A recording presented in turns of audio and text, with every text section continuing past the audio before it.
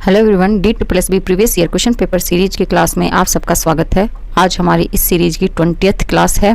आज हम सोल्व करेंगे D++ मार्च 2024 में जनरल इंग्लिश का पेपर।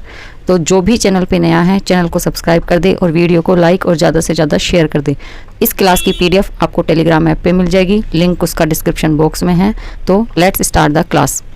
फर्स्ट क्वेश्चन है, the politician was frequent the target of comedians jokes. हमें अंडरलाइन सेंटेंस को इम्प्रूव करना है। ऑप्शन है has being frequently, is frequent, no improvement या वॉज फ्रिक्वेंटली। इस सेंटेंस में हमें वर्ब के साथ एडवर्ब यूज़ करनी है। किसके बारे में? पॉलिटिशियन के बारे में है कि वो क्या हो रहे हैं लगातार। तो ये फ्रिक्वेंट क्या है? फ्रिक्वेंट एक एडजेक्टिव है और हमें एडवर्ब यूज़ करनी है। तो इसलिए फ्रिक्वेंट का एडवर्ब क्या बनेगा? फ्रिक्वेंटली। हमारा कौन सा ऑप्शन राइट होगा? हमारा ऑप्शन होगा 4। The politician was frequently the target of comedians jokes. Comedian जो जोक करते हैं ज़्यादातर पॉलिटिशियन पर, वो लगातार उनका टारगेट बनते हैं। नेक्स्ट है हमारा second question, choose the idem phrases that can substitute the underline. Choose the idem phrase that can be substitute the underlined group of word meaningfully. Sentence है he grabbed her but she managed to escape from his hold. ये हमारी एक meaning दे रखा है, sentence दे रखा है। हमें इसके लिए क्या करनी है? इडम चूज करनी है। ऑप्शन क्या है? कौन कौन सी इडम दे रखी हैं? All in your head, break away, one track mind या saving for a rainy day. हम सभी इडम्स के मतलब देख लेते हैं। ऑल इन योर माइंड क्या है? तुम्हारे दिमाग की बात है। ख्याली पुलाव बोलते हैं ना, तुम्हारे दिमाग की उपज है। तो ऑल इन योर माइंड कि सब कुछ तुम्हारे सिर्फ दिमाग में अप्लाई नहीं होता। ब्रेक अवे क्या होती है? ब्रेक अवे का मतलब होता है छूट जाना पकड़ से। वन ट्रैक माइंड मतलब एक ही बात की रट रखना, दिमाग में एक ही बात रखना, एक ही बात बोलते रहना, उसको कहते हैं वन ट्रैक माइंड। और saving for a rainy day मतलब मुसीबत के समय के लिए बचत करना। किसके लिए? मुसीबत के समय के लिए बचत करना।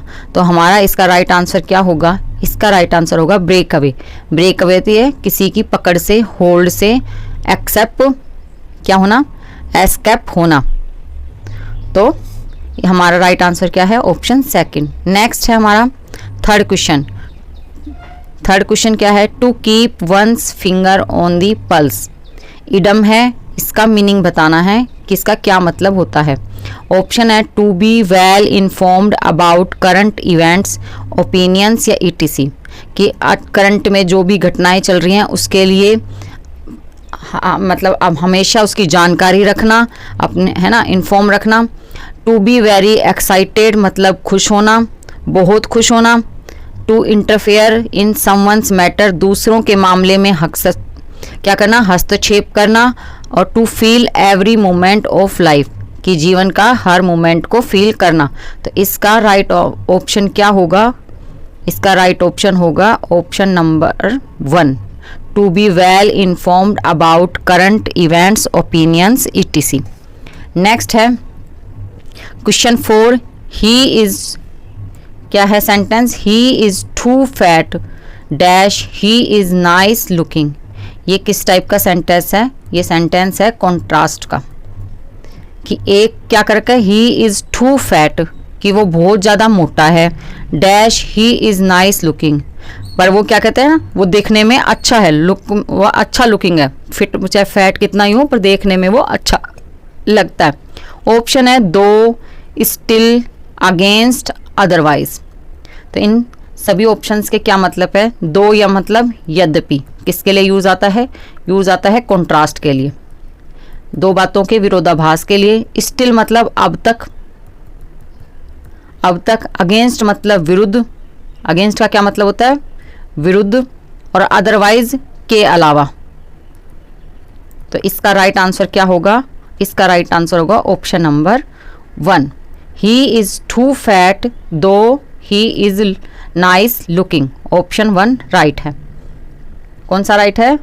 हमारा ऑप्शन है ऑप्शन नंबर 1, ये राइट है। नेक्स्ट है fifth number question. Fifth question क्या है? The sound made by leaves, पत्तियों से जो साउंड निकलता है उसको क्या कहते हैं? ऑप्शन है रशल, प्योर, क्रॉक या काउ। क्या कहते हैं? रशल का होता है इस पत्तियों से निकलने वाली आवाज, पत्तियों से जो आवाज होती है वो। प्योर होता है कैट जो म्याऊं म्याऊं करती है ना, उसको कहते हैं प्योर। क्रोक होता है जो ये मेंढक होते हैं, ये जो करकराहट की आवाज करते हैं ना, तो इनको कहते हैं क्रॉक। और काऊ, काऊ क्या होता है? जो क्रो साउंड क्या करता है? काऊ काऊ। इसका राइट आंसर क्या है? इसका राइट आंसर है ऑप्शन नंबर 1। पत्तियों से किसकी आवाज निकलती है उसको क्या कहते हैं? रशल, उसको कहते हैं रशल। नेक्स्ट है sixth number question. A place where bodies are kept for identification, कहाँ? एक जगह जहाँ शरीर को किसके लिए? आइडेंटिफिकेशन के लिए, आइडेंटिटी करने के लिए रखा जाता है, जांच पड़ताल करने के लिए रखा जाता है, तो उसको क्या कहते हैं? मोर्चरी, आर्शल, क्या कहते हैं? मोर्चरी, आर्सनल, मोर्ग्यू,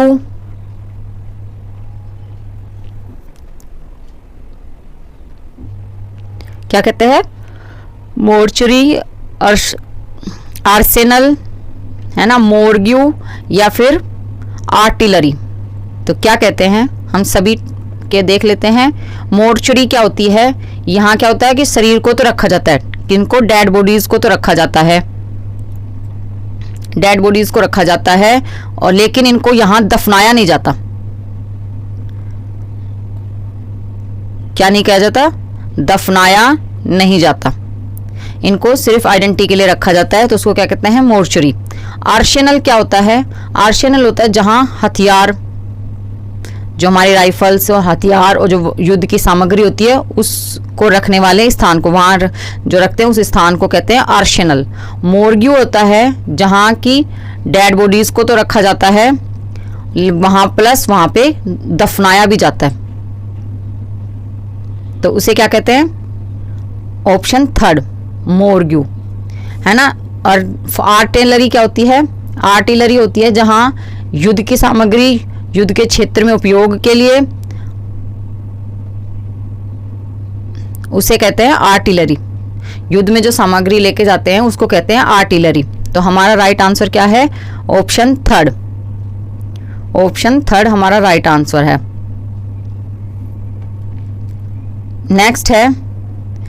नेक्स्ट हमारा कौन सा नंबर क्वेश्चन है? Question number 7। The sound made by doors, दरवाजों से जो साउंड निकलता है उसे क्या कहते हैं? ग्रंट, बेल, क्रॉक या बैंग। ग्रंट किससे निकलता है?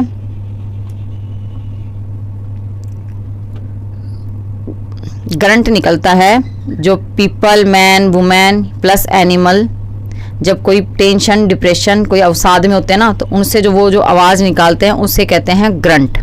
बैल होता है घंटी की आवाज। क्रोक क्या होता है? क्रोक होता है अचानक कोई चीज तोड़ने फोड़ने की आवाज, उसे कहते हैं क्रोक। और डोर से जो निकलता है उसे क्या कहते हैं? बैंग, धमाके की आवाज। बैंग, जब भी दरवाजे से जो आवाज निकलती है उसे क्या कहते हैं? बैंग। तो हमारा इसका राइट आंसर क्या है? ऑप्शन 4। नेक्स्ट है 8th number question. The belief that chocolate causes acne is a traditional belief or idea which has been proved wrong by science। कि विश्वास है कि चॉकलेट से क्या होते हैं? पिंपल्स होते हैं, एक्ने होते हैं, मुहासे होते हैं। तो क्या है? ये एक ट्रेडिशनल बिलीफ है, ये पुराने जमाने की विश्वास है, आइडिया, विचार है कि जो कि क्या किया? साइंस ने उसे रॉन्ग कर दिया, साइंस ने उसे गलत साबित कर दिया। हमारे ऑप्शन क्या हैं? Pull yourself together and old wife's tale, bear fruit या वेस्टेड इंटरेस्ट। इसका कौन सा ऑप्शन राइट होगा? इसका ऑप्शन राइट होगा एन ओल्ड वाइफ्स टेल, पुरानी स्त्री की कहानियां ऐसी पुराने ज़माने की कहानियाँ घटित हैं कि ये चॉकलेट से एक्ने होता है और ये साइंस ने उसे गलत साबित कर दिया। बाकी के इडम्स के क्या मतलब होते हैं? पुल योर सेल्फ टुगेदर, किसी को क्या करना, किसी को भावना और मानसिक स्थिति को क्या करना, संयंत्रित करना। और बियर फ्रूट क्या होता है? खुश होना, खुशी की बात होना, परिणाम से, अच्छे परिणाम से, गुड रिजल्ट से हैप्पी होना। और वेस्टेड इंटरेस्ट कि दूसरे के वेस्टेड से, दूसरे की हानि से, दूसरे से अपने का फायदा होना, जो उसने उसको गलत ऐसे वेस्ट कर दिया और उससे जो हमें फ़ायदा हुआ, दूसरों के वेस्ट से हमें जो इंटरेस्ट हुआ, फ़ायदा हुआ, उसे कहते हैं वेस्टेड इंटरेस्ट। तो हमारा इसका राइट आंसर क्या है? Option 2, an old wife's tale. Next हमारा है 9th नंबर क्वेश्चन। क्वेश्चन क्या है? Choose the idiom phrase that can substitute the underlined group of words meaningfully. Sentence है, they have not let small misunderstandings to destroy the relationship between them। क्या करना कि एक छोटी सी मिसअंडरस्टैंडिंग, एक छोटी सी गलतफहमी से क्या करना, अपना रिलेशनशिप तोड़ देना। तो इसके लिए कौन सी इडम होगी? इन बैड शेप, गलत शेप में होना, गलत शेप्स में होना। पैक ऑफ लाइस मतलब, पैक ऑफ लाइस का क्या मतलब होता है? किसी भी व्यक्ति या स्थिति के बारे में क्या करना, झूठी अफवाहें रखना, झूठी बात रखना, झूठी इंफॉर्मेशन रखना अपने पास, तो उसे क्या कहते हैं? पैक ऑफ लाइस। झूठों का एक पैक होता है ना, एक भंडार, तो उसे कहते हैं pack of lies. Grey area, grey area किसको कहते हैं? अस्पष्ट और अनिश्चित स्थिति को, उसे क्या कहते हैं? Grey area. और बर्न ब्रिज क्या होती है? ब्रिज आपको पता है, दो के बीच में संबंध, समझौता करते हैं ना, तो एक ब्रिज होता है, तो इनके बीच में संबंध तोड़ना, ब्रिज, उसे क्या कहते हैं? Burn bridge. मतलब ब्रिज को जला देना, संबंध को तोड़ देना। तो इसका क्या करेक्ट इडम क्या होगी? हमारा ऑप्शन नंबर 4, बर्न ब्रिजेस। किसके लिए? स्मॉल मिसअंडरस्टैंडिंग्स के लिए करेक्ट इडम है हमारी बर्न ब्रिजेस। नेक्स्ट है 10th number question. 10th question क्या है? The whole office, the whole office knows that he is the one who has always done a good job. क्या है? Always done a good job. इसके लिए correct idiom क्या होगी? Waiting in the wings. Waiting क्या है? Wings मतलब, wings किसे कहते हैं? कोई भी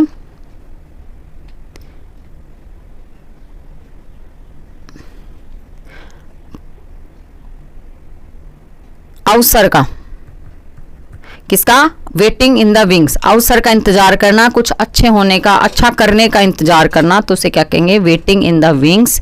ए न्यू लीज ऑफ लाइफ, क्या करना? लाइफ को एक नई जिंदगी, एक नई लीज पे लेना।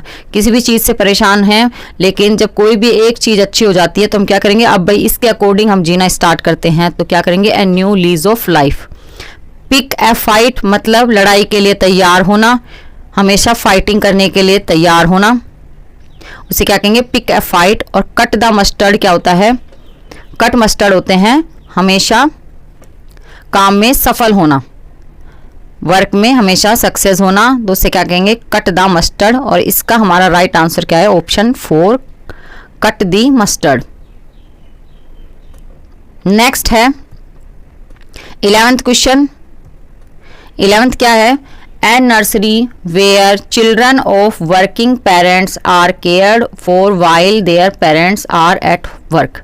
जब कोई पेरेंट्स काम पे हों, तो एक नर्सरी एक जगह है जहाँ छोटे बच्चों को, छोटे मतलब जहाँ क्या कहते हैं ना, पेरेंट्स सुबह से शाम तक की ड्यूटी करें और पेरेंट्स बच्चों को वहाँ छोड़ के जाएं, उससे क्या कहते हैं? क्रैच, एप्टोरियर, रिजर्वियर या रिफ्यूजी।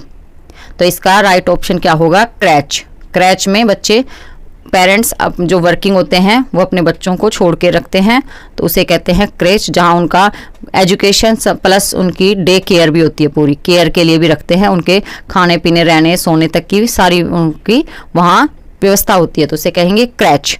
अब टोरियर किसे कहेंगे? एबेटोरियर कहेंगे कसाई खाने को। कसाई खाना मतलब जहाँ जानवरों को मारा जाता है तो उसे कहेंगे एबेटोरियर। रिजर्वर क्या होता है? ये होता है वाटर पोर्ट। क्या होते हैं? जलाशय नहीं होते, तो उसे क्या कहेंगे? जहाँ पानी इकट्ठा किया जाता है, रिजर्वियर। और रिफ्यूजी क्या होते हैं? जो एक देश से दूसरे देश में आकर क्या कहेंगे? रुक रहे हैं, तो उसे क्या कहेंगे? दूसरे देश के निवासियों को रिफ्यूजी कहेंगे। वो हमारे फिक्स कंट्री में फिक्स नागरिक नहीं होते, वो ओनली रिफ्यूजी होते हैं। तो इसका राइट आंसर क्या है? ऑप्शन 1 क्रैच। नेक्स्ट है 12th number question. Choose the word that can substitute the given group of words. Sentence क्या है? Teaching with the aid of pictures and models. कि पिक्चर और मॉडल से जो पढ़ाया जाता है तो उसे क्या कहेंगे? टोपोग्राफी, डैक्टिलोग्राफी, इकनोग्राफी, किसे क्या कहेंगे? आइकनोग्राफी या डेमोग्राफी। तो इसका राइट आंसर क्या है? टोपोग्राफी क्या होता है? टोपोग्राफी होते हैं ज्योग्राफी में जो मानचित्र से पढ़ाते हैं ना, फोटो से, उन्हें कहेंगे मानचित्र। ग्राफ से जो पढ़ाएंगे उसे कहेंगे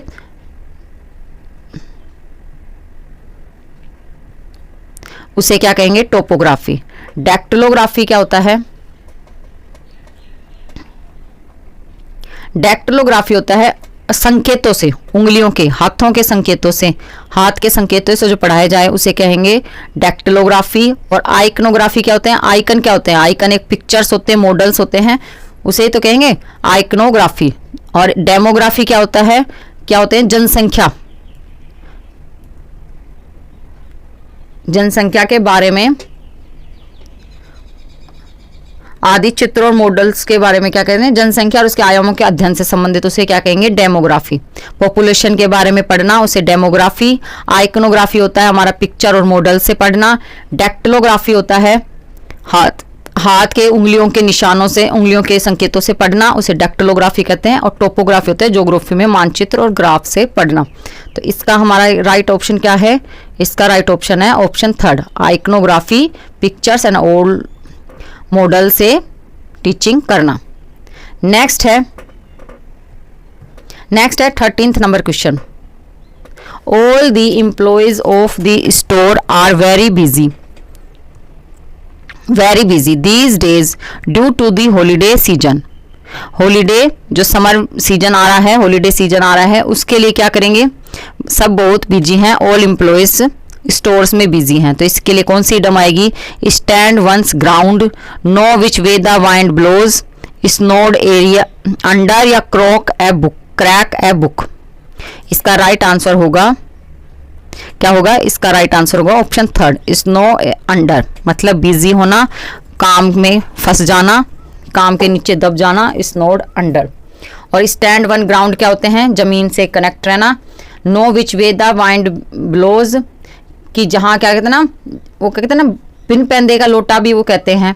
या फिर जहाँ की जिस देश वहाँ का भेष, या लोग जैसी हवा चलती है ना उस हिसाब से अपना व्यवहार करते हैं।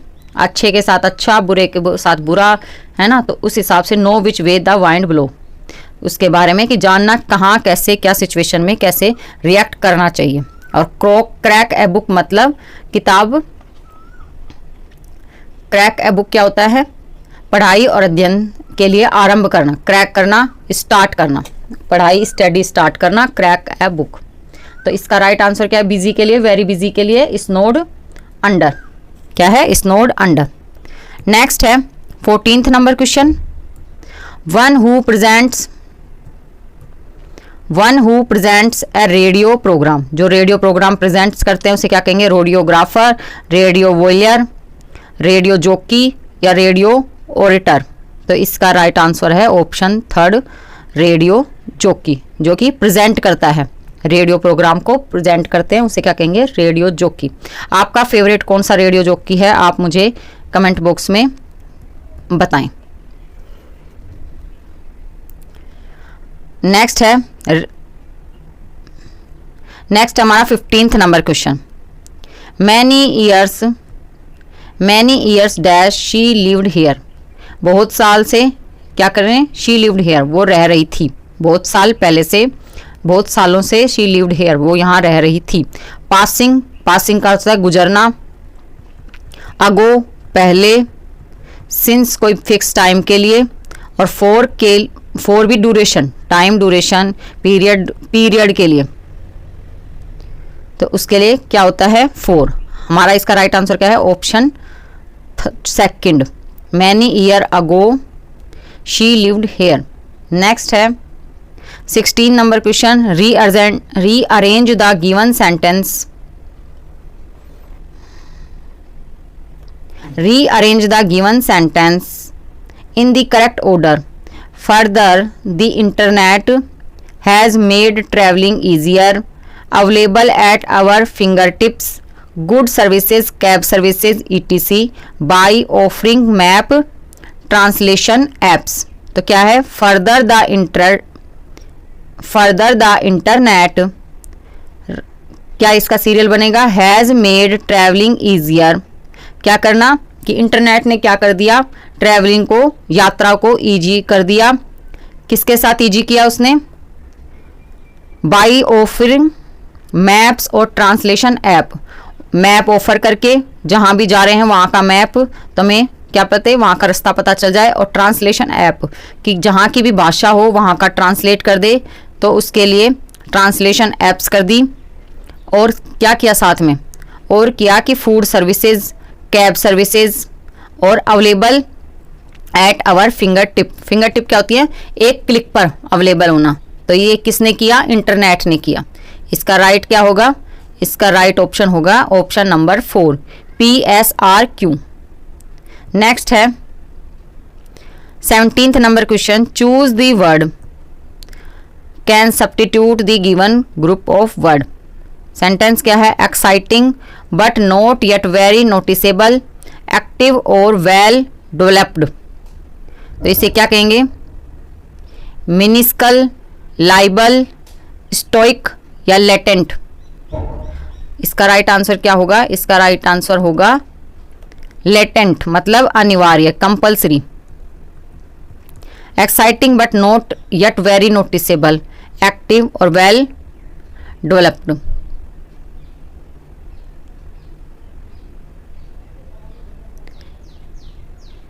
क्या है, ये एक तरीके से गुणों के लिए होता है, किसी के गुणों को नोटिस नहीं करते, एक्टिव नहीं होते और वेल डेवलप्ड भी नहीं होते उसके, तो उसे क्या कहेंगे, लेटेंट। और बाकी के क्या होते हैं, स्टोइक होता है संतानहीन होना, और लाइबल होता है अपमान करना, और मिनी स्कल होता है बहुत छोटा, मिनी स्केल मतलब छोटा, स्मॉल। तो हमारा इसका राइट ऑप्शन क्या है, ऑप्शन 4 लेटेंट। नेक्स्ट है 18th number question, to nose something out. इसके लिए क्या होगा, ये इडम है, इसका क्या मतलब है, to discard someone from the competition, to discover something by searching carefully, to bring something to attention, या to believe something to be untrue. जैसे क्या है, टू नोज समथिंग आउट, किसी के बारे में क्या करना, सर्च करना, डिस्कवर करना। इसका राइट ऑप्शन क्या है, to discover something by searching carefully, discover करना, उसके बारे में ध्यान से सर्च करना। तो हमारा ऑप्शन कौन सा है, ऑप्शन नंबर 2 राइट है। नेक्स्ट है 19th number question, potter around something. इसका क्या मतलब होगा, to live in a utopian world, potter around something. Option है to live in a utopian, to count one's benefits, to spend time in a pleasant relaxed way, या to reject the prize. इसका right क्या आएगा, इसका right answer होगा option number 3, to spend time in a pleasant relaxed way, Potter around something. समय को सुखद और आराम पूर्वक बिताना। नेक्स्ट है आज का लास्ट क्वेश्चन, और इसका आंसर आप मुझे कमेंट बॉक्स में लिख के देंगे। मुझे लगभग 20 आंसर तो मिलने चाहिए, ताकि मुझे पता चले कि मेरे 20 स्टूडेंट्स तो एकदम सिंसियर होके पढ़ाई कर रहे हैं, उनको DSSB के एग्ज़ाम की तैयारी कर रहे हैं अच्छे से, और वेट भी है कि कब वो एग्ज़ाम हो, कब वो क्रैक करें, और कब वो एक भावी टीचर, फ्यूचर के टीचर बने। इसका आंसर आप मुझे कमेंट बॉक्स में देंगे। सेंटेंस है हमारा I dash through the town at top speed. Option है ड्राइव्स, ड्राइविंग या ड्रव। तो क्या होगा इसका राइट आंसर, आप मुझे कमेंट बॉक्स में लिख के दें। मैं आपके आंसर का इंतज़ार करूंगी। आज के लिए इतना ही, मिलते हैं आपसे नेक्स्ट वीडियो में। तब तक के लिए like, share and subscribe my channel English menu.